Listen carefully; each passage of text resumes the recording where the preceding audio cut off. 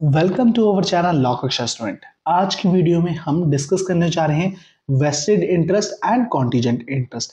यानी कि आज की वीडियो में हम ट्रांसफर ऑफ प्रॉपर्टी एक्ट 1882 में सेक्शन 19 एंड सेक्शन 21 को कवर करेंगे। सेक्शन 19 कौन से इंटरेस्ट के बारे में बात करता है बच्चों?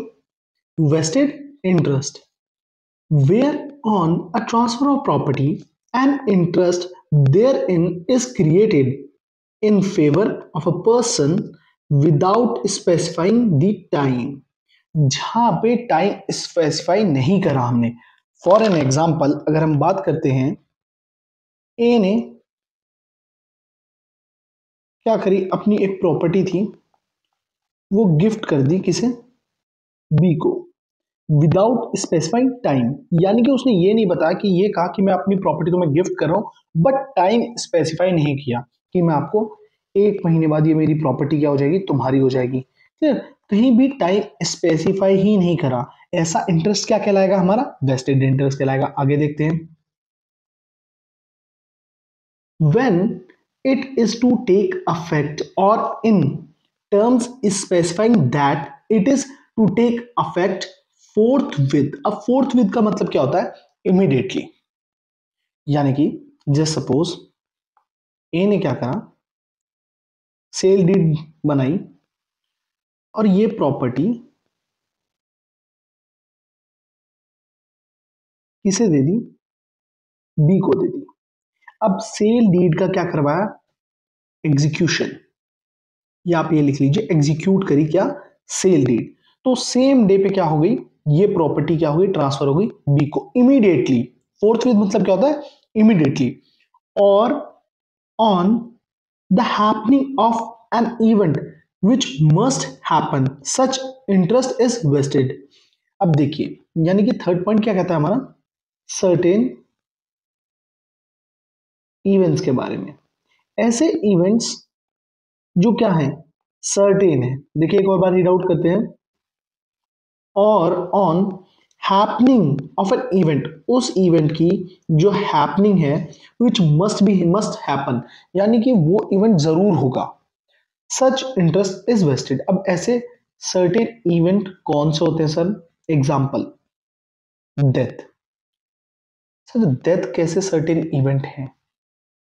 एग्जाम्पल से समझते हैं। एक ए है, ए ने बी से कहा मेरी प्रॉपर्टी मैं तुम्हें ट्रांसफर कर रहा हूं, ये प्रॉपर्टी तुम्हें कब मिलेगी? जब जो एक पर्सन है सी, उसकी क्या हो जाएगी? डेथ हो जाएगी। यानी कि ए की प्रॉपर्टी बी को कब मिलेगी? जब सी की डेथ हो जाएगी। तो ये क्या है? एक सर्टेन इवेंट है। सर्टेन इवेंट क्या हुआ सर? सी की डेथ सर्टेन कैसे हो सकती है? सर्टेन कैसे हो सकती है? Question mark. हमें तो पता ही नहीं है। सी 1 मंथ जिए, 1 ईयर जिए, कितने भी टाइम जिए, हमें तो पता ही नहीं है कि सी किस डेट पे मरेगा। बट अगर हम बात करते हैं ए, बी, सी, डी, कोई भी पर्सन है, उसकी जो डेथ है वो क्या है? सर्टेन है। कैसे? देखिए अगर उसने इस अर्थ पे जन्म लिया है तो अमर तो है नहीं, हमें एक पर्टिकुलर डेट नहीं पता कि उसकी डेथ किस दिन होगी, बट ये तो डिसाइडेड है कि वो मरेगा। अमर तो कोई नहीं है। तो इससे ही हमें पता चलता है जो डेथ है वो क्या है? सर्टेन इवेंट है। क्लियर? अब देखते हैं। अब इंटरेस्ट हमने किस किस केसेस में पढ़ लिए? 3 केसेस में। कौन कौन से इंटरेस्ट हमारे वेस्टेड इंटरेस्ट कहलाएंगे? जहां पे हमने क्या नहीं कर रखा हो? टाइम स्पेसिफाई नहीं कर रखा हो। फोर्थविथ, यानी कि जो इंटरेस्ट है तुरंत ही क्या हो जाए हमारा? बिल्कुल सही, वेस्टेड हो जाए। यानी कि ऐसा इंटरेस्ट जो तुरंत ही क्या हो जाए? ट्रांसफर हो जाए। थर्ड वन कौन सा हो गया हमारा? बिल्कुल सही, विच मस्ट हैपन, यानी कि हमारे सर्टेन इवेंट्स। क्लियर? अगर किसी बच्चे को स्क्रीनशॉट खींचना है, जो मैं इस नोटबुक पे आपको लिख रहा हूं, जो आपको मार्कर से शो हो रहा है, तो आप वीडियो को स्टॉप करके स्क्रीनशॉट ले सकते हैं, अपनी नोटबुक में जरूर बना सकते हैं। क्लियर? अब बात करते हैं a interest not defeated by the death of the transferee before ही ऑब्टेन्स पोजीशन। देखिए बहुत एक एग्जांपल है जो मैं सारी ही वीडियो में कंटिन्यू कर रहा हूं फ्रॉम सेक्शन 13 से। ए एक पर्सन है, उसने प्रायर इंटरेस्ट क्रिएट करा किसके लिए, बी के लिए। किससे प्रायर इंटरेस्ट था वो, सी। सी कौन है, अनबॉर्न पर्सन, यूपी यानी कि अनबॉर्न पर्सन। अब सी क्या है, अनबॉर्न पर्सन है। बी के लिए क्या क्रिएट करा, लाइफ इंटरेस्ट क्रिएट कर दिया या प्रायर इंटरेस्ट क्रिएट कर दिया। क्लियर। अब देखिए लाइफ इंटरेस्ट सबको पता होगा कि यानी कि जब तक बी जिंदा है तब तक वो क्या करेगा, प्रॉपर्टी को एंजॉय करेगा। क्लियर। अब जो सी है, जैसे ये बॉर्न हुआ तो जो प्रॉपर्टी थी, लाइक ये सपोज एक प्रॉपर्टी है, ये प्रॉपर्टी किसे ट्रांसफर हो गई, सी को ट्रांसफर हो गई। बट जो ये प्रॉपर्टी है इसका पोजीशन कब मिलेगा, जब ये जो बी है उसकी क्या हो जाएगी, डेथ हो जाएगी। जो ये बी है उसकी क्या हो जाएगी, डेथ हो जाएगी, तब सी को उस प्रॉपर्टी का पोजीशन मिलेगा।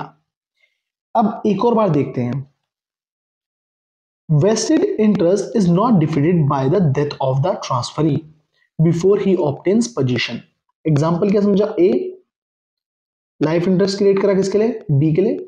जैसी जो सी है, सी कौन है, अनबॉर्न पर्सन है, जैसे वो बोर्न होगा यानी कि जैसे ही जन्म लेगा तो इंटरेस्ट हमारा क्या बन जाएगा, जो हमारा कॉन्टीजेंट इंटरेस्ट है वो क्या बन जाएगा, वेस्टेड बन जाएगा। कॉन्टीजेंट इंटरेस्ट क्या था, देखिए हल्का सा हिंट दे रहा हूं, ज्यादा डीपली अभी मत समझना। ये लेट्स सपोज कॉन्टीजेंट इंटरेस्ट, सी क्या, अनबॉर्न है। अब ये जन्म ले भी सकता है नहीं भी ले सकता है। सपोज ए कौन है, ग्रैंड फादर, ये फादर। अब जो ग्रैंडफादर है, ए है, उनकी इच्छा है कि उनके पोते को उनकी प्रॉपर्टी मिले। लेट्स सपोज जो एफ है वो शादी ही ना करे।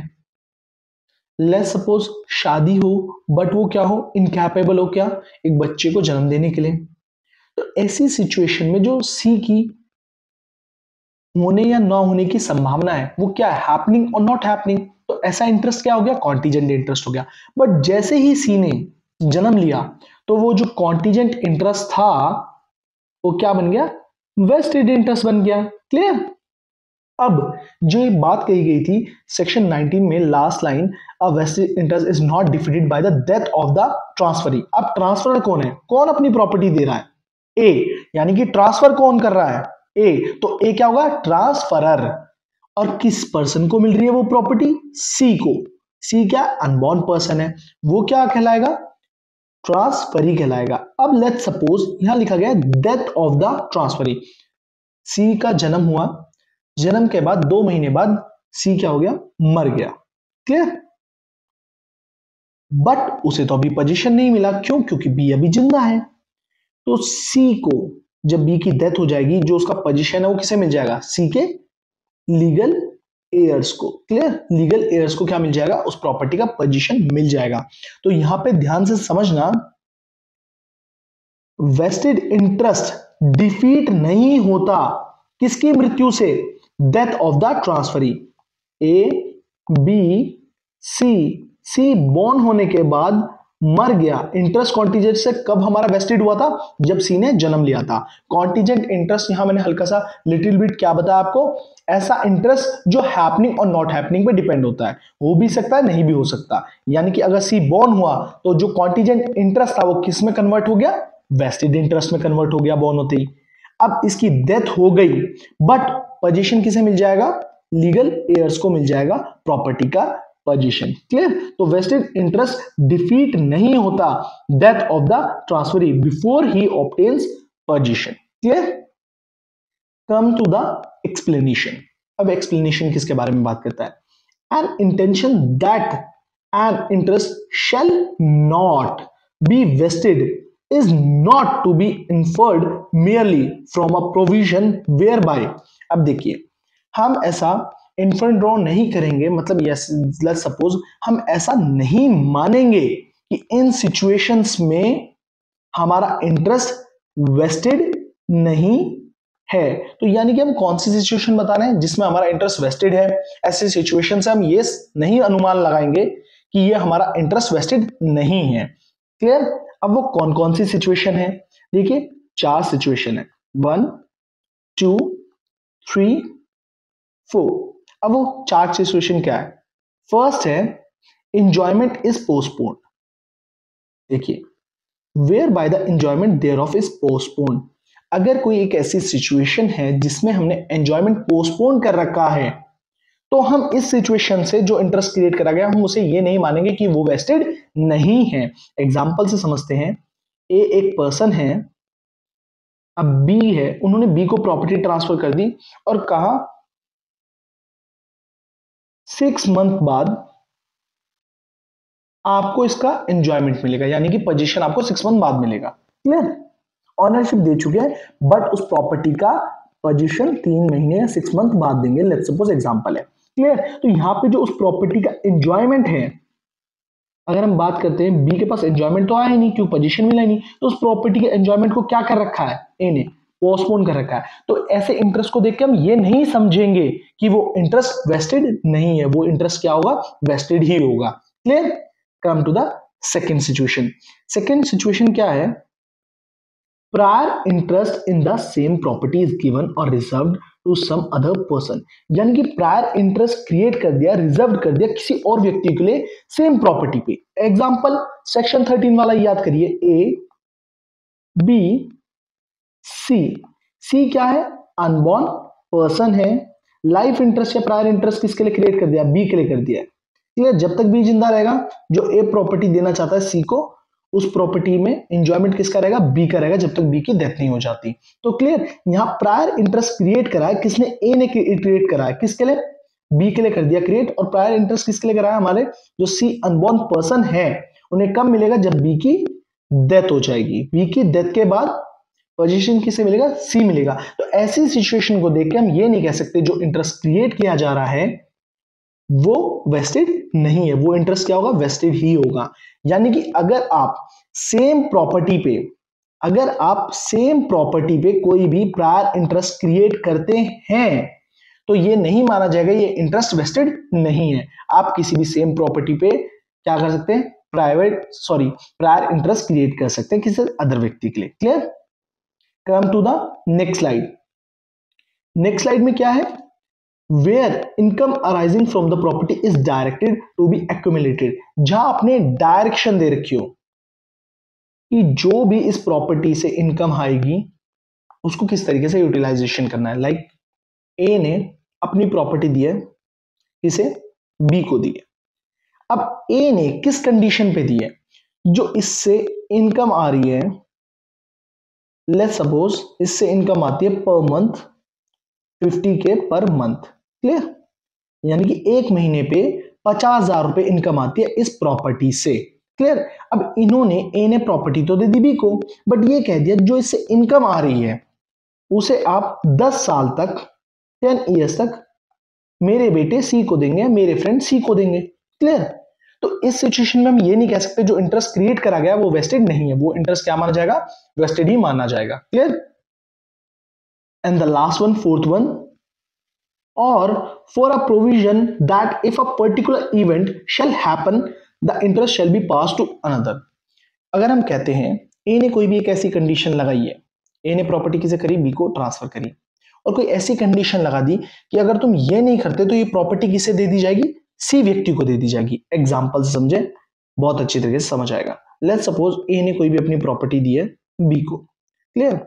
और ये कहा अगर इस प्रॉपर्टी को आप अच्छी तरीके से मेंटेन नहीं कर पाए, लाइक बहुत बड़ी हवेली है, क्लियर, मेंशन है, अगर आप इसे बहुत अच्छी तरीके से मेंटेन नहीं कर पाए, रिपेयर नहीं करवा पाए, इसमें पेंट नहीं करवा पाए, इसकी टेक केयर नहीं कर पाए, तो ये प्रॉपर्टी किसे ट्रांसफर हो जाएगी, सी को ट्रांसफर हो जाएगी। ऐसे सिचुएशन ये इंटरेस्ट क्या माना जाएगा, वेस्टेड ही माना जाएगा। क्लियर। इसका एक और एग्जांपल समझते हैं। लेट्स सपोज ए ने प्रॉपर्टी ट्रांसफर करी बी को और कहा ये प्रॉपर्टी जो मैं आपको ट्रांसफर कर रहा हूं इसका अगर आपने पोजीशन नहीं लिया विद इन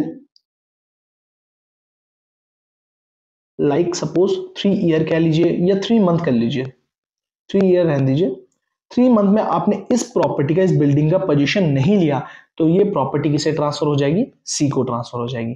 क्लियर? आप पर्टिकुलर इवेंट के लिए क्या लगा रहे हैं, कंडीशन लगा रहे हैं। अगर वो चीज नहीं हुई तो वो जो इंटरेस्ट क्रिएट करा गया वो किसे पास हो जाएगा, अनदर पर्सन को पास हो जाएगा। क्लियर? अनदर पर्सन क्या हो गया, सी को पास हो जाएगा। क्लियर? तो ये सिचुएशन भी क्या मानी जाएगी, जो इंटरेस्ट क्रिएट करा जा रहा है वो कैसा इंटरेस्ट है, वेस्टेड इंटरेस्ट है। Clear? Come to the section number 21। Section number 21 किस बारे में बात करता है, कॉन्टिजेंट इंटरेस्ट के बारे में बात करता है। Where on transfer of property an interest therein is created in favor of a person to take effect only on the happening of a specified uncertain event, or if specified uncertain event shall not happen, such property thereby acquires a contingent interest in the property. Such interest become vested in the former case on the happening of event in the later when the happening of the event becomes impossible. देखिए इसे भी हम section 13 के example से ही समझेंगे। सबसे पहली बात, कॉन्टिजेंट इंटरेस्ट किस सेक्शन में डिफाइंड है, सेक्शन 21 में डिफाइंड है। कॉन्टिजेंट इंटरेस्ट कौन से इंटरेस्ट को कहा जाता है, एक ऐसा इंटरेस्ट जो हैपनिंग एंड नॉट हैपनिंग पे डिपेंड हो। किस पे डिपेंड हो, हैपनिंग एंड नॉट हैपनिंग पे डिपेंड है। हैपनिंग एंड नॉट हैपनिंग में एग्जांपल से समझते हैं। लाइक मेरा एक फ्रेंड है ए, मेरा एक फ्रेंड है, ये मान लीजिए एक मेरा फ्रेंड है। क्लियर? अब वो कहाँ रहता है, लेट्स सपोज दुबई में रहता है। क्लियर? अब मैंने उससे कहा कि जब भी तुम इंडिया आओगे, लेट्स सपोज मैंने उससे कहा कि नेक्स्ट मंथ मेरे भाई का बर्थडे है। क्लियर? अगर तुम नेक्स्ट मंथ आए तो तुम मेरे लिए क्या ले आना, आईफोन ले आना। क्लियर? 14 pro max. क्लियर? यहां पे हमने मेंशन भी कर दिया। क्लियर? अब आपने कह दिया अपने ब्रदर से, आपका ब्रदर कौन है, बी है। क्लियर? आपने ब्रदर से कह दिया देख मैं तुझे गिफ्ट में तेरे बर्थडे में आईफोन दूंगा, बट जब जो मेरा फ्रेंड है ए, अगर वो तेरे बर्थडे तक घर पे आ गया या दुबई से इंडिया में आ गया। क्लियर? तो यहां पे जो इंटरेस्ट है, एक तरीके से मान लीजिए गिफ्ट क्या है, इंटरेस्ट है। तो ये इंटरेस्ट क्या है, कॉन्टिजेंट इंटरेस्ट है। मेरे ब्रदर को आईफोन मिलेगा या नहीं मिलेगा वो किस चीज पे डिपेंड है, कि ए जो मेरा फ्रेंड है जो दुबई में है वो इंडिया आएगा या नहीं आएगा। यानी कि जब जो इंटरेस्ट किस पे डिपेंड हो, हैपनिंग और नॉट हैपनिंग पे डिपेंड हो, उस इंटरेस्ट को क्या कहते हैं हम, कॉन्टिजेंट इंटरेस्ट कहते हैं। क्लियर? एक हमारा कॉन्टिजेंट इंटरेस्ट सी आई कब वेस्टेड बन जाता है, जब वो चीज हो जाती है। क्लियर? जैसे जो मेरा ए फ्रेंड था वो नेक्स्ट 5 डे मेरे घर पे आ गया, यानी कि इंडिया में आ गया। क्लियर? दुबई से, और वो मेरे लिए क्या लिया, आईफोन लिया, और मैंने अपने ब्रदर को बी को क्या कर दिया, वो आईफोन गिफ्ट कर दिया। तो ये जो कॉन्टिजेंट इंटरेस्ट था जो हैपनिंग एंड नॉट हैपनिंग पे डिपेंड था, ए के आने या ना आने पे डिपेंड था, वो क्या बन गया, वेस्टेड इंटरेस्ट बन गया। क्लियर? इसे एक और एग्जांपल से समझते हैं, जैसा मैंने आपको बताया था सेक्शन 13 के एग्जांपल से। ए बी एंड सी। सी क्या है, बिल्कुल सही, अनबॉर्न पर्सन। बी के लिए क्या करा आपने, लाइफ इंटरेस्ट क्रिएट करा। क्लियर? ए ने कहा, ए क्या है, ग्रैंडफादर, बी कौन है, father, and G S grand son. Clear? अब जो ए है, ए ने कहा मेरी प्रॉपर्टी किसे मिलनी चाहिए, सी को मिलनी चाहिए। सी क्या है, अनबॉर्न पर्सन है। यहां जो इंटरेस्ट क्रिएट करा जा रहा है वो कौन सा इंटरेस्ट क्रिएट करा जा रहा है बच्चों, कॉन्टिजेंट इंटरेस्ट। कैसे सर, ऐसा भी तो हो सकता है एफ शादी ना करे, ऐसा भी तो हो सकता है कि इनकैपेबल हो बी, सॉरी हमारा इनकैपेबल हो बी किसके लिए, बेबी बॉर्न करने के लिए। क्लियर? तो कुछ भी हो सकता है। यहां पे जो इंटरेस्ट है वो क्या है, कॉन्टिजेंट इंटरेस्ट है। अगर सी बॉर्न हो गया तो वो कॉन्टिजेंट इंटरेस्ट क्या बन जाएगा, हमारा वेस्टेड इंटरेस्ट बन जाएगा। क्लियर?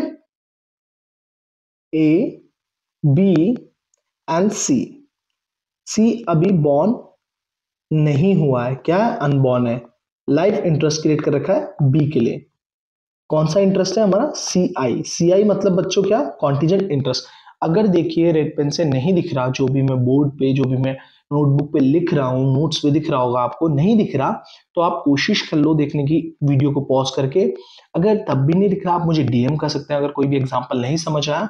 अदरवाइज मैं हर टर्म, हर एग्जाम्पल को बोल के बता रहा हूँ। क्लियर। तो यहाँ पे जो इंटरेस्ट क्रिएट करा गया सी के लिए, वो कैसा इंटरेस्ट क्रिएट करा गया, कॉन्टीजेंट इंटरेस्ट क्रिएट करा गया। जैसे सी बॉन्ड होगा, वो कॉन्टीजेंट इंटरेस्ट क्या बन जाएगा बच्चों, हमारा वेस्टेड इंटरेस्ट बन जाएगा। क्लियर। अब बात करते हैं एक्सेप्शन की। Come to the exception, where under a transfer of property a person become entitled to an interest therein upon attaining a particular age, and the transferor also gives him absolutely the income to arise from such interest before he reaches that age. Come to the next slide.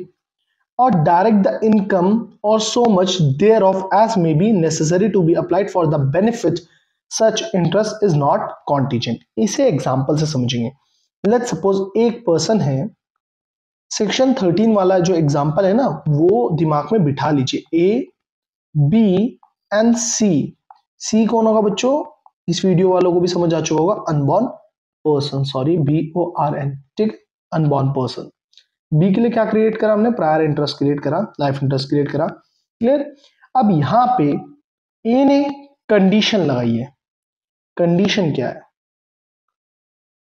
कि जब सी 10 years का होगा तब उसे वो property मिलेगी, but उस property की जो इनकम होगी, लेट्स सपोज एक घर है, उससे जो रेंट आता है 10K आता है पर मंथ, ठीक। तो ये जो इनकम है वो इसे इस 10 सालों में मिलती रहेगी। यानी कि लेट्स सपोज कि सी की केयर टेकिंग में, सी के बेनिफिट के लिए जो भी बेसिक नीड्स है उसे सेटिस्फाइड करने के लिए जो 10,000 रुपए पर महीना आ रहा है, उससे जो सी की जो भी नीड्स होंगी वो सेटिस्फाइड होती रहेंगी। ये जो इनकम होगी ये यूटिलाइज होती रहेगी for the benefit of C. But property कब मिलेगी, ऑनरशिप कब होगी, 10 ईयर पे। क्लियर। और उसका एंजॉयमेंट कब मिलेगा, पोजीशन कब मिलेगा प्रॉपर्टी का, जब बी की डेथ हो जाएगी। Clear, death. होपफुली आप सभी को ये समझ आया होगा कि ये जो इंटरेस्ट ट्रांसफर करा गया है ए के द्वारा सी को, वो कैसा इंटरेस्ट है, बिल्कुल सही, हमारा वेस्टेड है। क्यों, क्योंकि हम एक्सेप्शन डिस्कस कर रहे हैं। ये लगता हमें कॉन्टीजेंट है बट ये क्या है, इंटरेस्ट वेस्टेड है। एक बार हल्का सा और बता देता हूं, ए बी सी, बी के लिए लाइफ इंटरेस्ट, सी अनबॉर्न पर्सन है। क्लियर। ये बार बार हम बी को क्यों क्रिएट करते हैं, to satisfies the condition of section 5 inter vivos की ट्रांसफर किसके बीच में होना चाहिए, टू लिविंग पर्सन के। जो सी है, सी को प्रॉपर्टी कब मिलेगी, जब सी 10 इयर्स का होगा। क्लियर। बट 10 इयर्स से उस प्रॉपर्टी की जो भी इनकम आती रहेगी, इन 10 सालों में भी वो इनकम यूज होती रहेगी for the benefit of C. Clear. और पोजीशन कब मिलेगा, बी की डेथ पे। क्लियर। तो यहां पे यही चीजें, जो इनकम है, अगर उस टाइम पीरियड पे, एक पर्टिकुलर एज अटेन करने पे जब हमें इंटरेस्ट वेस्टेड हो रहा है हमारा, तो वहां पे जो भी इनकम है, अगर उस पीरियड में, उस टाइम पीरियड में ली जा रही है उस प्रॉपर्टी से, तो वो इंटरेस्ट कौन सा इंटरेस्ट होगा हमारा, वेस्टेड इंटरेस्ट। क्लियर। वो contingent interest CI, sorry CI नहीं होगा। क्यों नहीं होगा, हम क्या डिस्कस कर रहे हैं, एक्सेप्शन। क्लियर। थोड़ी सी राइटिंग गंदी होगी, मैं बार बार वो वर्ड्स बोल रहा हूं, तो प्लीज कोऑपरेट विद मी। अगर वीडियो अच्छी लगी है, section 19 vested interest and section 21 हमारा कॉन्टीजेंट इंटरेस्ट, अगर आपको समझ आया तो प्लीज ज़्यादा से ज़्यादा वीडियोस को शेयर करिए, लाइक करिए, subscribe my channel and also press bell icon for the new videos. It's a humble request to all कि आप सभी बेल आइकन जरूर प्रेस करें। क्यों, अगर आप बेल आइकन प्रेस करेंगे तो अगर कोई वीडियो जो अभी अपलोड नहीं हुई, जो बहुत ज्यादा रिलेवेंट है आपके लिए, अगर अपलोड होती है तो उसकी नोटिफिकेशन आपको मिल सकेगी। अगर कहीं भी किसी भी लॉ सब्जेक्ट में, इंटर्नशिप में, किसी भी लीगल गाइडेंस में, कोई भी कंसल्ट, कोई भी प्रॉब्लम आती है आपको, किसी भी जगह आपको मेरी हेल्प की जरूरत पड़ती है, तो मेरा Instagram account shubhamdobal.22, Instagram account का लिंक डिस्क्रिप्शन में, वहां जाके मुझे डीएम करें। अगर वीडियोस अच्छी भी लगती है तो प्लीज एक डीएम जरूर करें, क्योंकि उससे मुझे बहुत ज्यादा मोटिवेशन मिलती है मेरे इंस्टाग्राम पे डीएम आने से, मुझे कमेंट आने से। अगर आपको वीडियो अच्छी लगती है तो प्लीज अपना ज्यादा से ज्यादा वीडियोस को प्यार दीजिए, इस चैनल को ज्यादा से ज्यादा प्यार दीजिए। Thank you for your love, for your support. Have a nice day.